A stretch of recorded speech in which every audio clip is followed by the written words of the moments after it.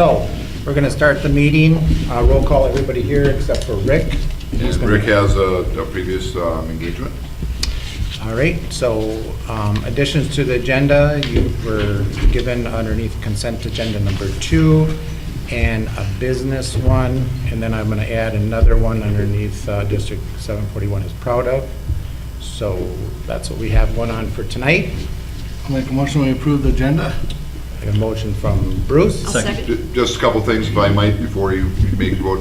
Max is not here, so he will not be on the agenda tonight.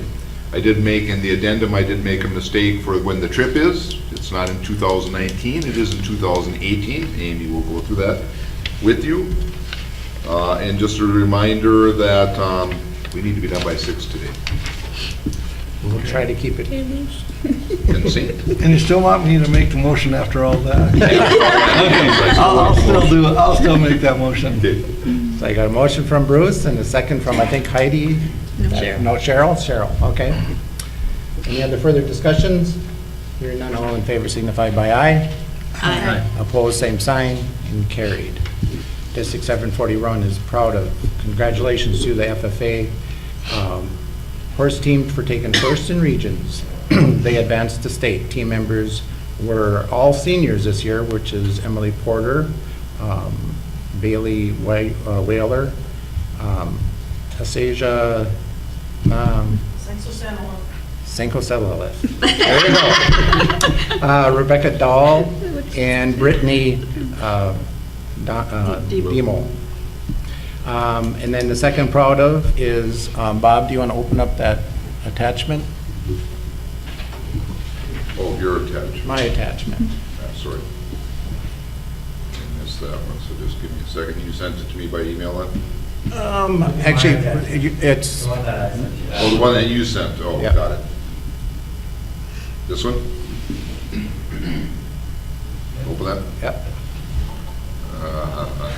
You're lucky I didn't open that before I saw it. Well, somewhere along the line, I got a hold of somebody that was at MASA, which is the Minnesota Association of School Board Administrators, Region 6. Bob was recognized at this meeting as being an outstanding leader for the district or for the region. I don't know much about it. It's just that a little birdie had told me. But we're very proud of Bob for all the things, obviously, that he has done over the years for us, but he basically was recognized. And obviously, he probably wouldn't have shared that with us if somebody, little No, I birdie wouldn't wouldn't. have, and I'm going to want names after this meeting. So, I think there's another, oh, there is a picture, yeah. There is the picture of him accepting it. So, congratulations, Bob. All right, with that being said. I go back to more important things now. Anybody here for public comment? Okay, not. Approve and correct the minutes from the February 27th, 2018 regular school board meeting. Was in your packet. Move to approve those minutes? Got a motion from Cheryl, I'll second. second from Heidi. Any other further discussions? Hearing none, all in favor signify by aye. Aye. Opposed, same sign, and carried. Consent agenda, review and consider approval of the following athletic assignments for the 2017-18 school years. We have head baseball coach Brad Skuglin, assistant baseball coach is Ron Fuchs, 9th grade baseball is John Kiefler. We have junior high baseball Brad Pence and Jeremy Reiter. For girls softball, we have, for head coach is Tim Whaler, assistant softball is... The other two, if you yeah, go to the... Yep. Should I go to the other consent, or should I go underneath? I think I would just wait and then go Okay. to the other two. The assistant is open, but is filled, and so is the 9th grade. So then the junior high softball, Tracy Piepenberg and Dawn Knoll. And head track is Christine Weifels, and assistant is Jeff Swatsky and Brandon Bergener, and assistant coach Colin Wolf. And then we have head golf is Jesse Rasmussen, and assistant coach is Jordan Spalding. Trap Shoot is Tracy Piepenberg. And then if I go back to the two underneath the consent agenda, we have assistant softball coach Megan Schaefer is a new hire, and then 9th grade softball is Brooke Meyer, which is also a new hire. So that is your consent agenda. I'll make a motion to approve. So I got a motion from Heidi. Second. Second from Lou. Any other further discussions? Hearing none, all in favor signify by aye. Aye. Opposed, same sign, and carried. We're going to move to business now. Review and consider approval of a Spanish trip for the summer of 2018-19. So it is between the 2 years, but it is during the summer. It'll Yep. be in June of 18. I'll let Amy go through that with the board. Okay. Hi. Good evening. Hello? You have the itinerary, I believe, with you? Or no? We did No, not. but we No? did not get that. Okay. All I got was that piece, so. Okay, very good. So we have planned a trip that will leave June 18th and will last 10 days until June 27th. Traveling through Spain, we would land in Barcelona and see the large market there, the Ramblas, which is a mile-long walking pedestrian area. We would see the Columbus Monument. Barcelona is where Columbus returned from the New World and presented the riches. It wasn't in the capital city, so they actually get to walk on the steps that Columbus would have gone up as he returned to Spain.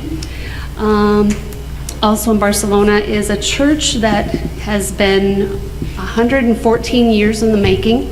Still isn't finished, planned to be finished hopefully in 2026. But once it is built, it will be the tallest church in the world. Barcelona is filled with architectural, amazing architecture, so art and architecture. Traveling to Madrid by bus, and we would stop in the city of Zaragoza and see the basilica there. Again, a lot of churches that we will see throughout the tour, but that is one of the magnificent basilicas of Spain. Then we travel to the capital city of Madrid, and there we will visit the Royal Palace, which is the largest palace in all of Europe, and many other things in Madrid as well, along with one of the largest museums called the Prado. We will take an extra day excursion to the former capital of Spain, which is Toledo, and see the mix of Christianity, Muslim, and also Judaic. It's three religions that all kind of just coincided together. So it's an amazing city. Then we'll travel by high-speed train. It's a train that actually can go up to 180 miles per hour, traveling down to the south of Spain and traveling to Seville. And in Seville, we will see the cathedral, which is the third largest cathedral in the world. It is also where Christopher Columbus is said to be buried, although Cuba also claims having his bones. So they always get the story of, well, is it his bones, is it not? And also visit the palace area where the King and Queen of Spain actually reside. And we do have some beach time, as we'll be on the Mediterranean, both up in Barcelona and when we're in the south of Spain. We will see one of the 7 modern wonders of the world called the Alhambra, which is a former Muslim palace that was taken over by the Christians in the Crusades. And then an optional tour that we're taking across the Strait of Gibraltar into Morocco for a day trip.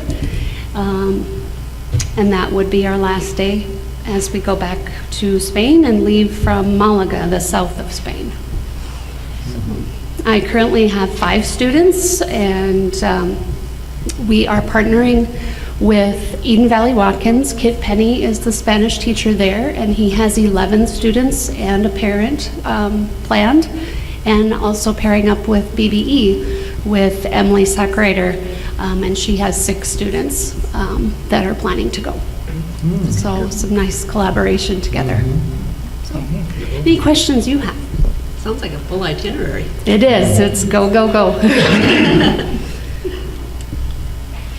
Well, I think it's always nice to have, first, the collaboration, and plus the adventure that the kids can actually apply some of the teachings from Spanish and stuff like that to being able to go over there, just like the German classes do. And so, I mean, we've been doing this here for years and years here in Paynesville, and it's always great that somebody's always taking the torch up and being able to have the opportunity for our kids to learn, especially the ones that want to. So. Right. And it's probably a nicer caveat that it's during the summer, so it's not going to be hindering any of their academic stuff. Right. So I think it's always good. And it was also planned to be after state baseball. That was on the scheduling, had to be after state baseball. Yeah. So, yep. So, all right, thank you. No, thank you. Yeah, it's anything, you should give a motion if you're going to approve this. Yep. So, yeah, so we would be, this is a business, so if there's anybody in the public that has any comments or concerns or questions about it, now is the opportunity, otherwise forever hold your peace.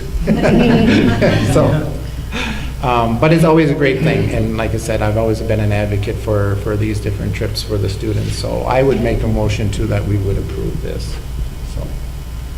I'll second it. So I got a motion from Mark and a second from Heidi. Any other further discussions? Hearing none, all in favor signify by aye. Aye. Opposed, same sign, and carried. Thank you very much. Yep. All right, so we're going to move on to Don Cano will provide information concerning the Minnesota data systems as related to schools. So we should get up and. Yep. You gotta move. I know that we are on a time schedule, so. I'm going to say, I yes. have punching this, and if there are any questions that anybody has I'll say afterwards. If anybody has any questions afterwards, I can meet and show you whatever it is that you might want to see about this. Over here.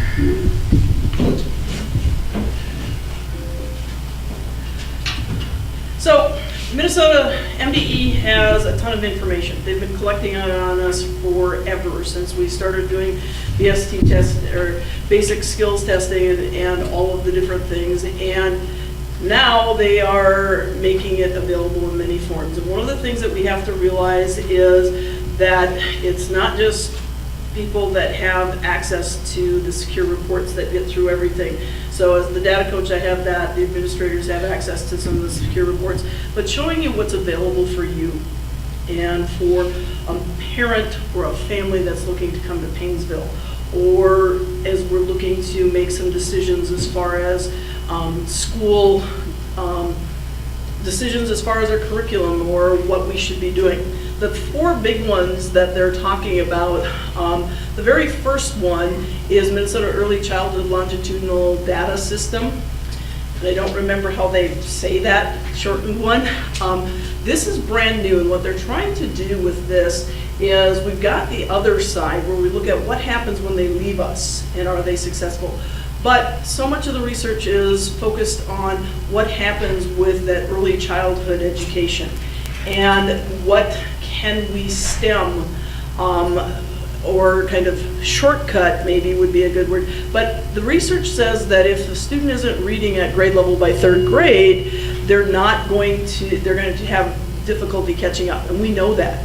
So with our early childhood programs, are they producing the results that we think?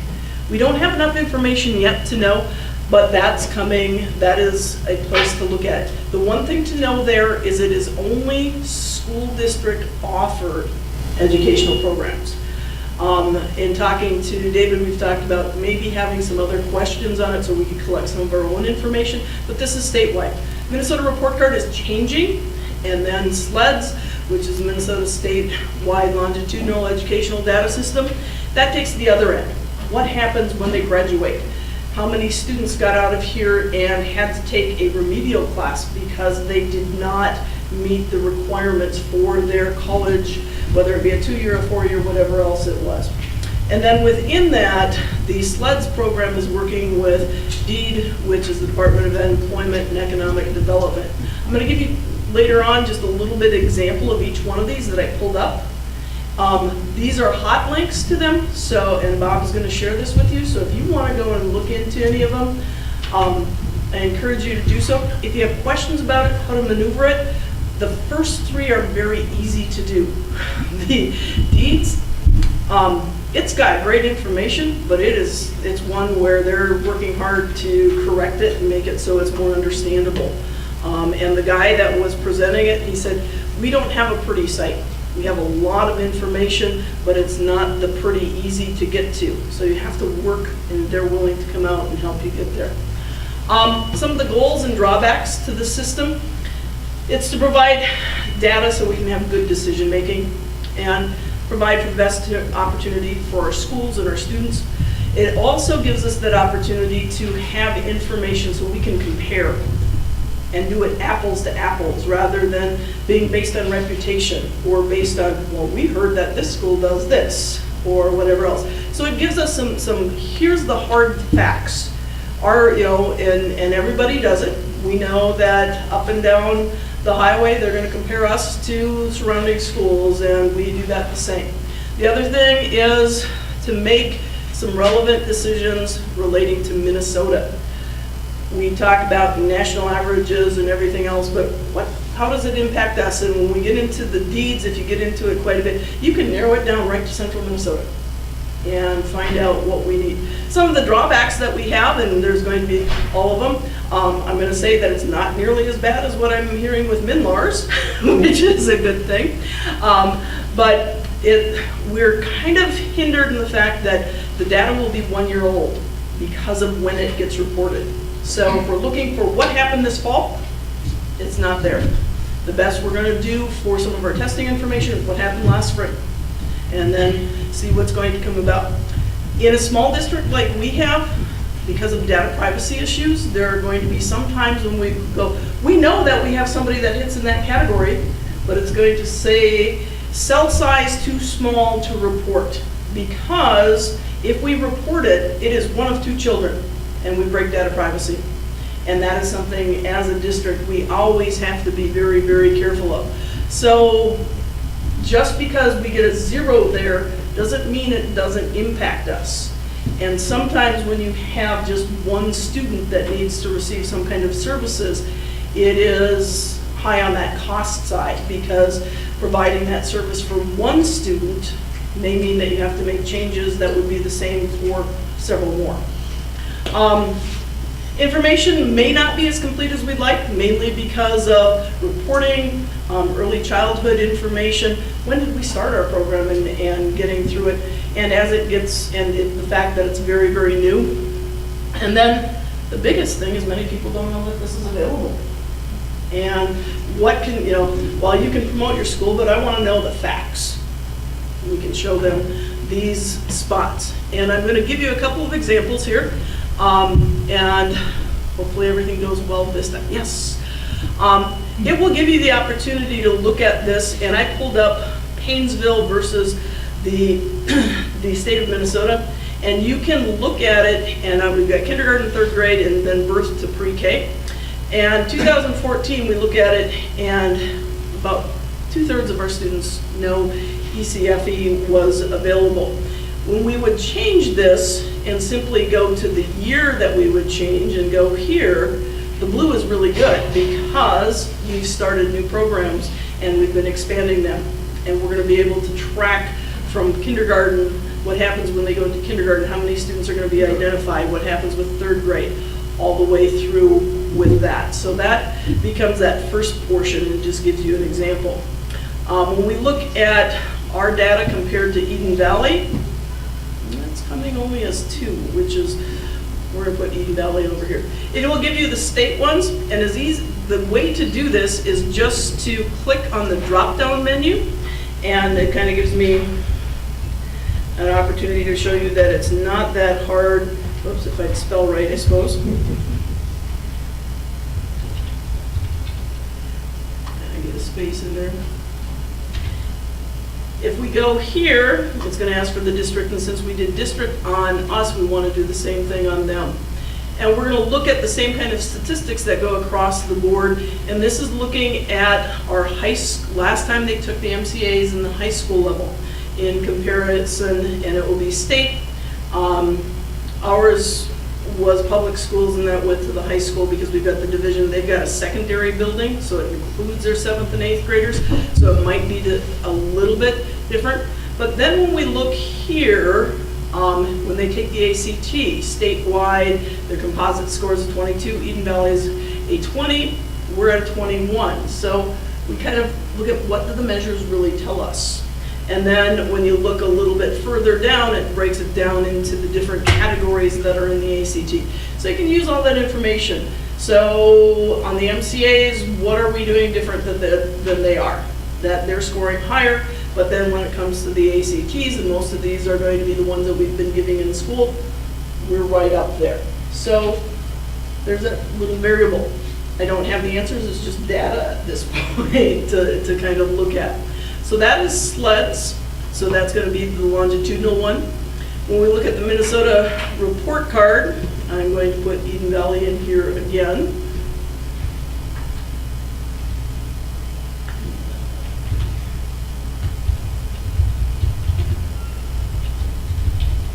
And I picked district for us, so what it's going to do, when you put anything new in, you just hit the done button, and you're going to get the same kind of student achievement level. This is going to be based on MCAs, but it gives us the opportunity, if we click on graduation rates, it's going to compare the state to Paynesville and Eden Valley. The more colors, the more variables we had as far as what happened with students. If you look at the blue, it's unknown. What happened to that student that was registered there? And there are some that happens. If you look at the green, I think it is that they're continuing on. They are those super seniors, possibly. And then if you look at the light blue, it's going to be the different aspects that come in, continuing, graduated, dropped out, all of those. And then we look at the 4-year graduation rate. So it gives you some trends. How many of our students are going to college? When we click that, we're going to look at percentages that are going to give it to us, Eden Valley, Watkins, and then we look at accredited schools, and you can make the comparison across the way. This has changed pretty substantially because of ESSA. We're not sure where it's going to go, but this is going to be the information that is going to be out there. If you're thinking about coming to Paynesville versus Eden Valley, you'll look at the staffing profiles. How many teachers per student, and what do the teachers have as far as their education level? All of that information is collected as we go through, and these 3 are the ones that are the easy comparisons. The one that I truly think that in using it in a variety of ways, and this one, it looks pretty to start out with, but it's not as easily navigated. In the data, they've got lots of different data tools, and it gives you the different things to check. One of the big things that we can probably end up using for our career college readiness classes, our career exploration classes, getting students. So if I'm going to get a degree in, Heidi, what's Sydney getting her degree in? Nursing. You can click in and go into nursing, and it'll say, based on a 2-year nursing degree versus a 4-year nursing degree, what's going to be the predicted pay per hour? What kinds of jobs are they going to get? What's going to be that return rate? They're also going to say, on an average, if you go to a state school, this is what it's going to cost for your 4-year degree, this is what it's going to cost for your 2-year degree, and with it, if you're going to make $16.95 with a 2-year degree, and you're only going to make $17.50 to start out with that 4-year degree, and you have $70,000 worth of loans versus $20,000 worth of loans, it gives you more information as far as making some decisions. As I said, this one is not the easiest thing in the world to maneuver. If you go into education, you can click anything you want. It will say, here are the schools available in Minnesota, and it'll break it right down. It will give you just a grand variety of different things as far as the educational outlook. And this one, they're working on cleaning it up and making it more, hey, I only have to click a few buttons instead of spending 15 minutes trying to get there. But all this information is available. So if we're looking at educational requirements for certain occupations, it's going to give us all of these. This is kind of a fun link that it puts in when you go to use the data tools. It's going to list what we're coming at for the first quarter in employment data as far as Minnesota median wages, the employment percentages, and all of those. It is a lot of information, and the gentleman that does the presentation on this, he goes, I'm a dork, and I love this stuff, and if you need somebody to explain it, call me. And it is just the amount of stuff that's out there and nobody knows is available. And these are all available to the public so that we can make better decisions for, if you're a family, for your family, for our school board, for our teachers, for our students. And like I said, it allows us to compare apples to apples instead of, oh, I heard that in, we still hear back to Eden Valley with the BSTs, which are umpteen years ago. They got a perfect score, so they must be a great school still. Well, we can look at it and see where we are. Any questions? So where does plumbing and electrical and all that fall in? We are going to look Because they have construction. construction, and then it will break them down. So where am I seeing it? It looks to me like it's quite related to four-year school. No, it's just because this was the easiest one to get to.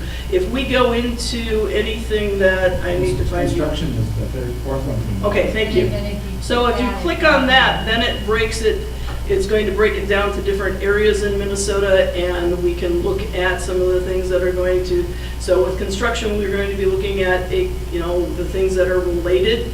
And like I said, I just gave you that really brief overview because this is not the one that, this site is not an easily maneuvered one because they're data geeks and they find out all the stuff.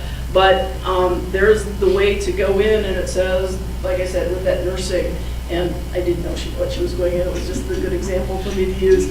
But you can get a 2-year nursing degree or you can get a 4-year nursing degree, and then it looks at it and it says, right now, here's what the wage rate is, the 5-year projection in Minnesota, but it gives us those pieces of information. So if we've got a student that's looking at it like you're saying and is not a strong 4-year liberal arts college degree, and they look at it, that $700,000 investment minimum that I'm going to probably have to pay back versus going to a 2-year school, and that wage difference and when I can pay it back. And doing some of that financial math and that economics is really important. If you're interested in this one, we can sit down and go through it. It is, and like I said, it's the one that's hard to maneuver, but the people at Deeds don't have a lot of, they've created a lot of the website themselves rather than hiring it out. So can you roll that back to the website? You had one of those screens that had 4 websites on it. Yep, I sure can. Shoot a picture with, that's what I want. Okay, Bob's gonna send you this. Yeah, I might get that's okay for me. Oh, okay. Yep, or, we can put it in right now. They're hot links right now, so if you take a picture, the hot link won't work on your phone, so we'll just make sure we send it to you. Yeah, that's okay, but I can just type it in. Okay. So Yep. that, the one, Yep. not this link. This is the one that Is has this the one- names that's of gonna them. be the Yep. easiest one? Yep. Okay. And I'll send it to you right after the meeting. Oh, you have it, well, then I'll wait. I It's just thought it might be tomorrow or Yep. something, I Yeah, got a little time tonight, I everybody can can take a look. Okay. Yep. Because in my quick glance, when we're talking about Eden Valley and Paynesville, I could see in a quick glance with the math and reading and everything, some of the topics we have talked about here for quite a long time. where we rated and all the scales. And I look at a lot of this, and every time we talk about it, with the testing and all the rest of that, from a consumer standpoint, and even a school board standpoint, we don't know where we're at without that stuff. So the system wants it to go away, right? Because that says that we're not maybe educating the kids correct, but society is being educated by this to grade us. So they have created competition here.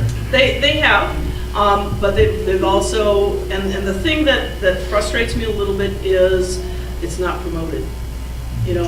If I don't come and tell you this and I don't go to the meeting and then come back and say, hey, Bob, all of this stuff is out there, and we still base it on that information from the BSTs that were 12 years ago, 14 years ago, something like that. And that's what people remember because, boom, there was that headline in the newspaper. And it takes a little bit of savvy to go and do that research. And of course, if we've got a family that's coming here and going there, we're going to tell the best of our school. Hopefully that we can say that this is out there and maybe work with putting it out on our website that says, here's what's out there for everybody to look at. The other thing is always discouraging too, is we're always reacting to something that has been in the past. Yep. And I've been on here a number of years, and that has not changed. And in the decade that I've been here, why can't we get reports or stuff before the end of the year? You probably really don't want to get Don and I started on this one. No, but I mean, in reality, We'll never make the 6 o'clock. But the reality is, at some point in time, somebody's gonna have to make this a priority. And again, like I said, I've been here for 16 years. This has not changed. Right, but part of that is the state, because they want to. I know, and I get it, and I'm preaching to the choir. Yes. But at some point in time, somebody has to start pushing the legislation, or whoever is responsible for that. All they would have to do, like for the MCAs, because everything's done on computer now, they have the data, we have some of the data, they don't release till the state test. Right, that's bull. All they would have to do is release it when they get it, Yeah, and we would have it for a summer before school started. right. Exactly. Because that's the next Then you year. can start making decisions. And we take some of our preliminary data and make some decisions going forward, but they keep cautioning us that it is preliminary data and it may change. And it's embargoed. And it's embargoed, so we can't share it to everybody because it's like, oh, a big secret. And then and yes, you are preaching to the choir, and we've argued and screamed our heads off at them. But I do think that the fact that they're looking at it, and one of the things with the sleds that is going to be really exciting to see as they move it forward and roll it forward and make sure that everybody's reporting the same things. They're going to look at it, and because they can go beyond based on what the students report. Where did they go? What did they do? Did they get a job? Everything else. But they're also going to be looking at what classes did they take in high school, and did it help them? And that's the exciting part for sleds. That, it's coming, but it's that slow to get there. Right. It shouldn't be. Oh, I know. I agree 100%. I haven't been on the board as long, but I agree with the kicking the can theory. It's like we keep kicking the can down the road, and we are not addressing the true issues. No, we're not. Yep. And that's the most frustrating for the board. It is. Because we have nothing to And that's, Thanks, Don. You're welcome. This too at the With the time data. we get Yep. it, you know. Yep. And we are actually doing very well. I mean, we have Don here that has been pushing the envelope for all this here for years and years. I mean, so yes, we are, I think the staff are able to get as much information in a timely fashion, but still, that's not good enough in this day and age. Right, right. Which still, yeah, goes So- to our legislation. Yes. All right, so we are going down to Number 3. number 3 underneath business. Yep. Review and consider approval of the 2018-19 Achievement and Integration Budget. Yeah, we've had the achievement integration, this is the 4th year now for this program. We've had it 3 years, then I had to rewrite the plan. So this is the 4th year, we did not meet the goals that we set, and I think we set some solid goals, and that's part of the reason. But because of that, when I look back, we got to set much less stringent goals and probably would not have to rewrite the plan, but that's what I'm in the process of doing right now, is rewriting the plan. We're looking at adding some staff development that we think will help reading, and the plan is focused on math and reading. We're going to just focus on the reading piece, at least for the integration plan. But anyway, this year they said we didn't have to have the board approve the budget, but I have had you approve the budget every time, so I thought I'm going to continue that practice. Last year, it was about a total of $34,200. This year, it's a little bit less. It's a total of $32,225.63. And it's broken into a couple different pieces. One that we have to use between intra-district things that belong to the Lake Wobegon Collaborative. The other amount is just kind of for us. Just need to approve it. I'm going to have you sign off on this, Mark, before you take off today, and then I just keep it for my records that the board did approve this particular budget. As I mentioned, I'm rewriting the plan now. We're getting the budget put in place, and I have to have it all done by Thursday, so I would really appreciate it if the board would approve this budget, at least for me tonight. I'll make that motion. I'll second. I got a motion from Bruce and a second from Cheryl. Any other further discussions? Hearing none, all in favor signify by aye. Aye. Opposed, same sign, and carried. Informational reports. We're going to start with the elementary principal, David Orline.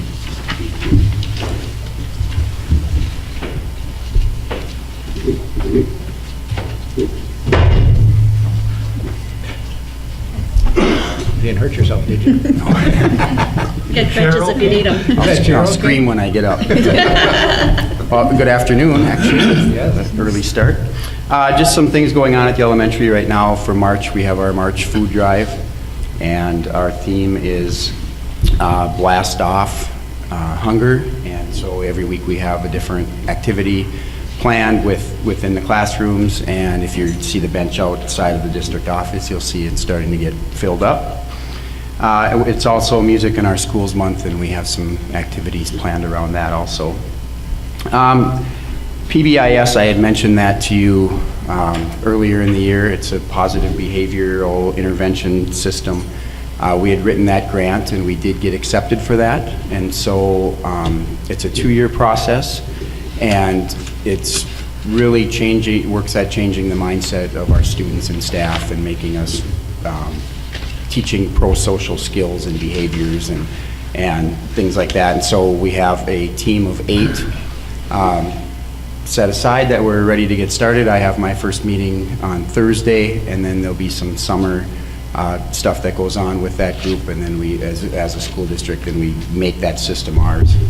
So we're really excited about that. We redid the Reading Corps grant, and we were awarded Reading Corps tutors for next year. Not quite, our Reading Corps tutors that we have now are awesome. We'll just have to see if they want to come back, and if not, we'll start that process again, and we've had pretty good luck over the years finding people, so hopefully that would continue. We are starting a playground committee, and we had a few parents who were interested in seeing some possible upgrades to the playground. We've had some things that we wanted to look at as far as what we have underneath each area. For like right now we have P-rock under everything, and so we're just kind of looking at that. We have our first meeting on Thursday, and we have parents and a couple teachers and paras, and so we have a good mix of people, and we're just going to kind of get started and see where it leads us. So we're pretty excited about that, and that's Thursday at 5. And that's really about it. We're just getting ready for spring. It's almost the middle of March already. So we have some things going on. We have some of the band is going to come over and do some playing for us for Music in Our Schools. We have our Ag Day that we have every year with Natalie Utch, and so we're excited about all that stuff. Cool. Any questions for me? Thanks, David. Thank you. Thanks. All right, secondary school principal Lori Floro.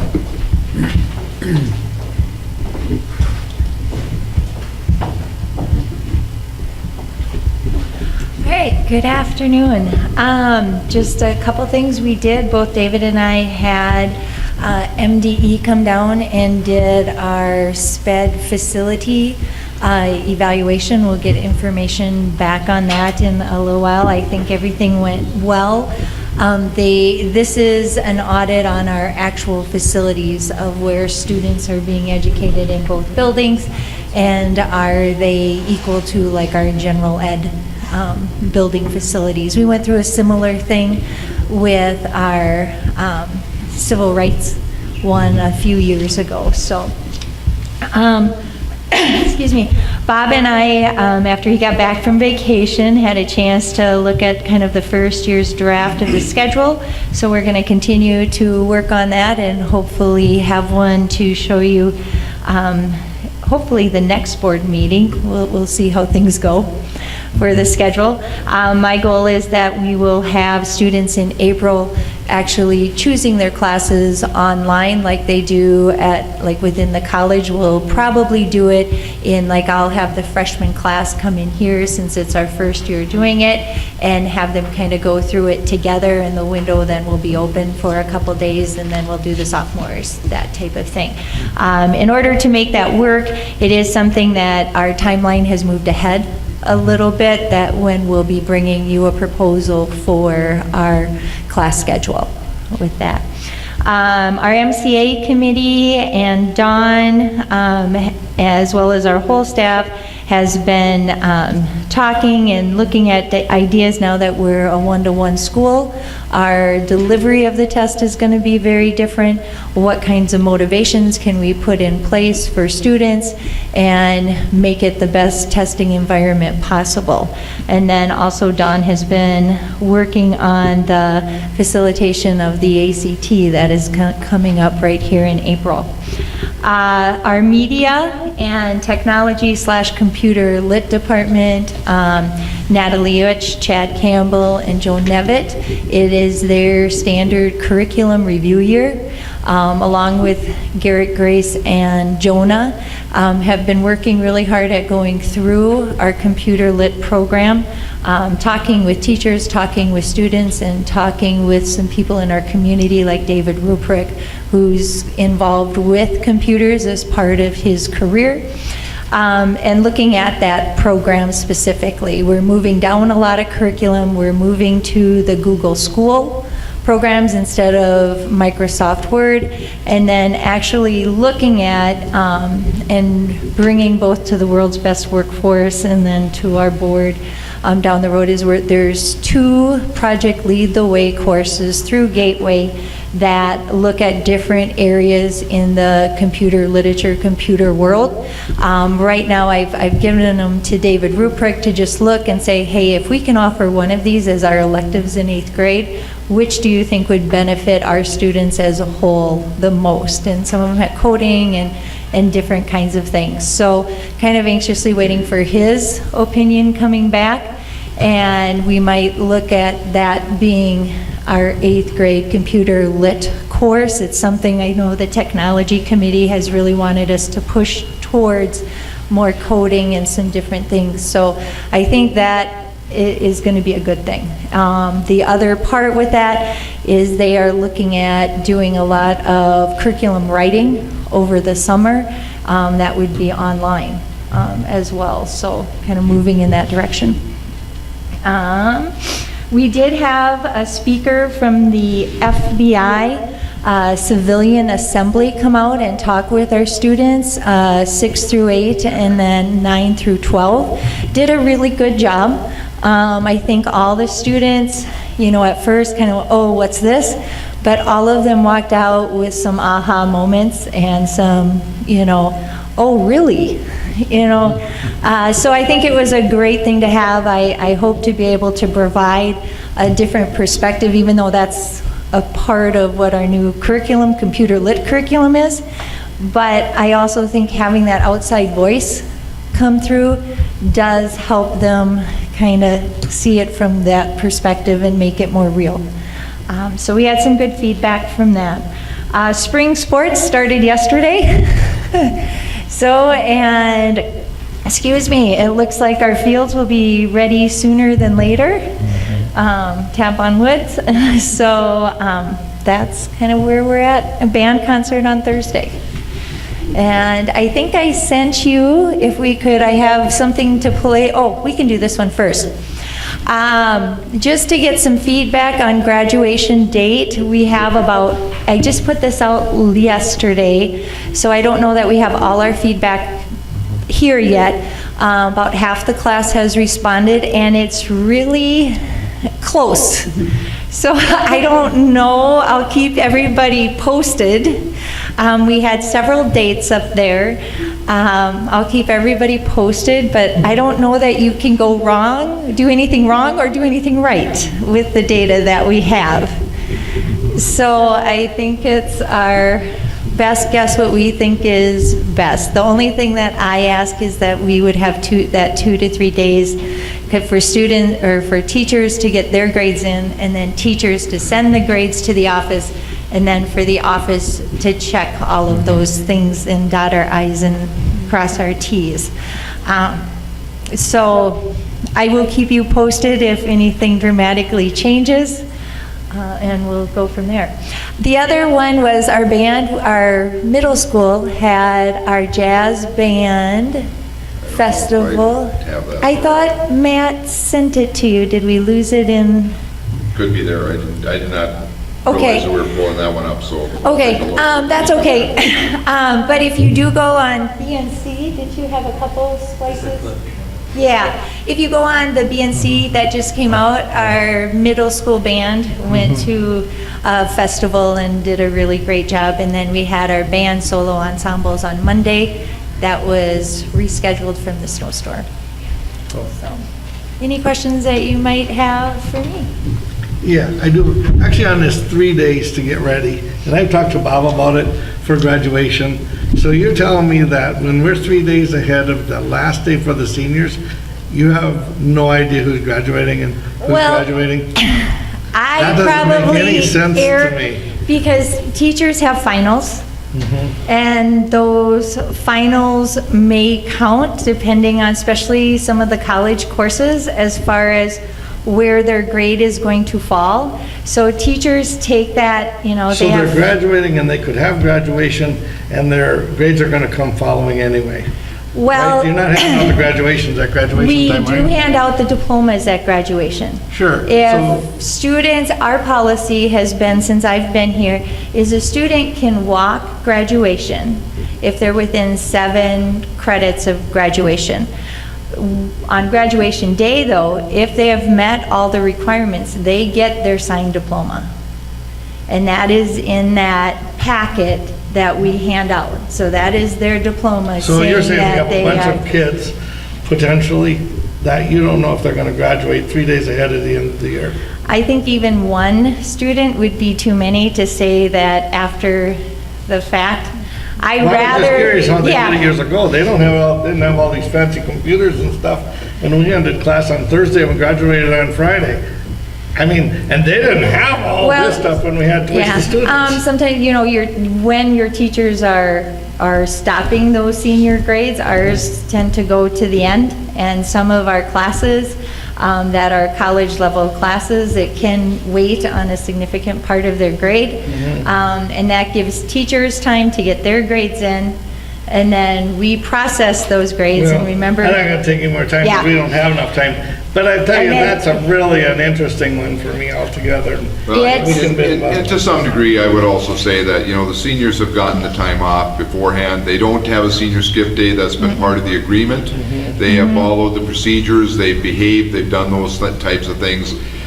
They're ready to graduate at that time, and I don't think, I would be concerned if we were going weeks ahead, but we're not. And I don't think the 3 days, and you and I have talked a little bit about this, I don't think the 3 days are excessive for what we're asking. And I think the seniors have done what they needed to do, you know, and I think it's appropriate. That would be where I'm at with this. Anything else for Lori? Any other questions? All right, Thank you. All right, Community Ed, Matt DeKelson.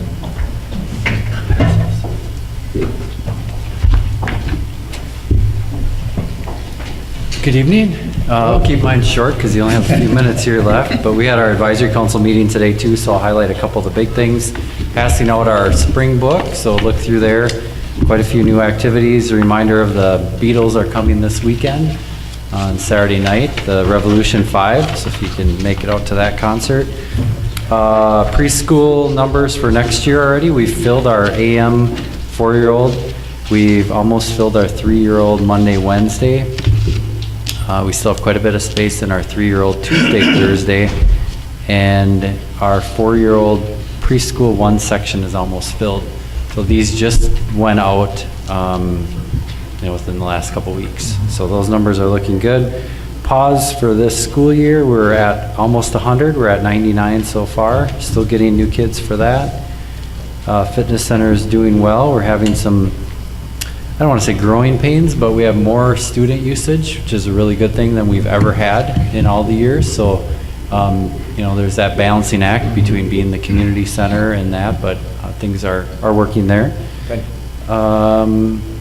Planning our summer book, that will be out really fast. That's going to be out the 3rd week in April because of our early deadlines. So if you have any new ideas, classes, programs, just let us know. And Bob reported on our Paynesville Area Leadership Council meeting, and we just talked about some collaboration things with the city. So, any questions for me? No? Thank you. Okay, thank you. That was concise. And See who you got on the front page here, the senior center. Oh, yeah. Can't be a senior. Oh, the little one there? No, That was a big one. senior. The old one. The one on the right there? Yeah, he can't. He can't be, huh? I graduated with. Yeah, that's right. Thank you. if it's all right, Mr. Chair, I'm going to let Dave, both Heidi and I was Okay. on when they had the staff development meeting. Heidi also had a conflict. Dave was at that, so I will have him report. Okay, perfect. Okay. So the meeting was on March 1st, and we looked at the results. We did a staff survey, trying to get some feedback from staff on the January 15th in-service, the technology portion of that, so we went over those results.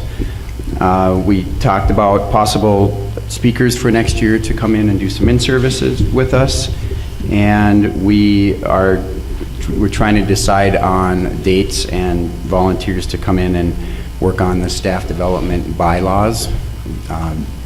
We have a 3-ring binder that is fairly ancient, and so the staff development rules have changed a lot over the years, so we're going to be looking at simplifying and updating that over the summer. And that's went over some staff development requests, and we have our next meeting on April 5th. Cool. Thank you, David. Thank you. Robert Hewitt. Just a few really quick things, because we are going to run out of time here. Community facility meeting, there's been some discussion by the administrative team. We are recommending that we go to one community meeting. But what we are going to do, and we'll do it sometime in April, right now we're kind of looking at the April 25th deadline, or time frame for that meeting. So maybe tentatively put that on your calendar. I'll try to finalize that here pretty quick. But we are looking at taping that meeting, so that anybody that cannot make it to that meeting will be able to watch the presentation, and will also be able to provide their input the same way that the people who attend that meeting will be able to do. So unless the board really wants 2 meetings, I guess the administrative team is going to recommend that we just go to one. We gathered the original information on one meeting. We think that if we do the meeting well the first time and provide the tape and everything else, that we believe that it will suffice to get the information that we're looking for from the community about a possible facility project. And more information on that will come out in articles and on our website and so on and so forth. Any questions on that, or the board feeling comfortable with us going with one meeting? And I can certainly put it on the next agenda when we'd have more time to talk if you want me to do that.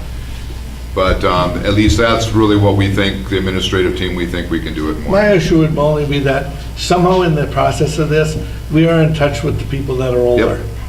Sometimes they may not have the access for all our fancy computer stuff and some of that, yet their opinion is extremely valid to us. Yeah, and I think once we get going on this again, if the board does decide to go forward with the project, Yeah. all of that is going to go just like we did the last time we did a referendum.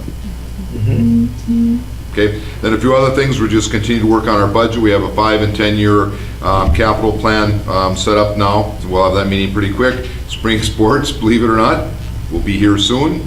We're continuing to get a couple estimates on the phone system, that we're looking at that. And most importantly, the biggest question that I have been asked is, what are we gonna do for the snow day? So unless this board has any questions or concerns, I'm recommending to the board that on their calendar, April 2nd is a snow makeup day. I'm recommending to the board that we make that day up on April 2nd, as the calendar says. Yeah, fine, I got a That's what it's question there on for. that. Yep. What if a parent, they're leaving town and have plans? Well, they already get well, that snow day has been on the calendar since we Oh, I know that. put it in place. And they'll have to work with the schools that's going on. I've never found that the school calendar decides when parents are leaving. It would be held just the same way that we would hold any other. I mean, would you Please. excuse the students that day or not? Lou, I think you might be referring to, I think that's an administrative thing, though. Yeah. That's an administrative thing. It's, and what we have, our guideline has been, since it is a snow day, that we don't count that day into that policy. So that one would be excused, both as an excused field trip or parent vacation, but it's not counted against them Okay. for that. So, But- and we have done that for. Yeah, and I'm gonna move this Go ahead. piece down the road because we don't have a lot of time. The other piece you need to remember is that they, even without that day, they have a 4-day weekend. Because Oh, yeah. we put the calendar together so that they would have the Thursday off because of the staff workday, then the Friday for Good Friday, then the Sunday, or the Friday, Saturday and Sunday.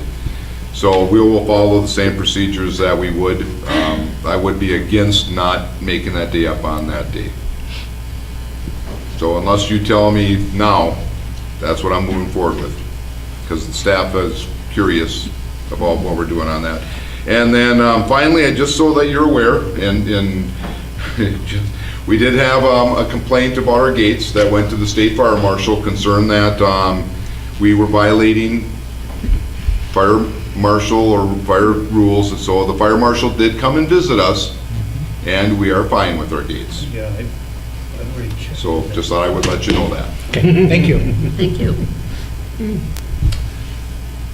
That's it for me. So we have anything else from the board? Motion to adjourn. Don't you want to say something? I'll put that, Lou, I'll put that on the next agenda. Unless you want me to do it in 30 seconds. If you can do it in 30 seconds, go. Okay, I was going to give the report on the numbers at our meeting, which was held last night. This is for the West Central Ed. Central Ed, Yep. and I'm sure everybody took notes the last time, it's about the same, and I'm sure you did. But we have a total of 40 at the ALC, and the Beacon has a total of 10. Paynesville, I'll just use Paynesville's, at the ALC has 6, and 1 at the Beacon program. And we have 4, first till 3, and we have 2 being evaluated for new renewal, for new referrals. And then they're scheduling more meetings on moving Beacon to the Beacon or ALC to the Beacon, combining them wait till 2019 to decide after that if we're going to go on from that. And it was just approval of some policies and stuff.